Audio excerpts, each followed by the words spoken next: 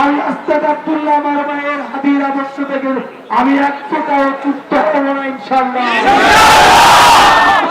বিচার আমি নিশ্চিত করব। আমি যখন ক্যাম্পেইনে গিয়েছি, ক্যাম্পেইনে যাওয়ার সময় আমি সবচেয়ে বেশি যে বাক্যটা শুনেছি সেটা হচ্ছে, ভাই আপনি হাতের বিচারটা করবেন। এই বাক্যটা আমি সবচেয়ে বেশি শুনেছি।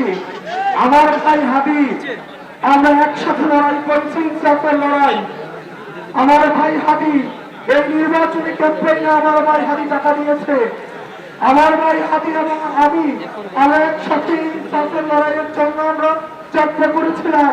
আল্লাহ আমার ভাই হাদিকে শাহাদাত হিসেবে কবুল করেছে।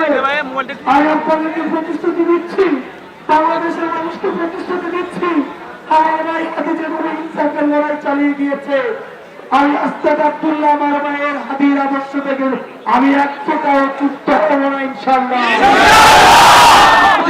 বিচার আমি নিশ্চিত করব ইনশাআল্লাহ। বিচারবাসী, আপনারা আমাকে সহায়তা করবেন, আপনারা আমাকে সহায়তা করবেন।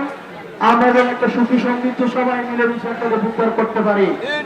আমার ভুল ত্রুটি থাকবে, আমি আমার এই পথে চলার মধ্যে বিভিন্ন ভুল ত্রুটি থাকবে। আমার দুইটা চোখ বিভিন্ন স্বার্থান্বেষী মানুষ আমার আশেপাশে নতুন করে যুক্ত হবে, যাদেরকে আমি এতদিন খুঁজে পাই নাই।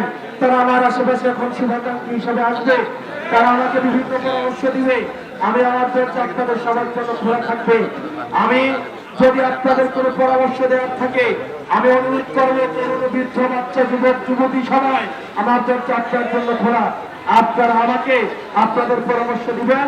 আমি যদি কোনো ভুল করে থাকি, আমার ওই ভুল আমার সামনে তুলে ধরবেন, আমি সেটা সংশোধন করবো ইনশাআল্লাহ।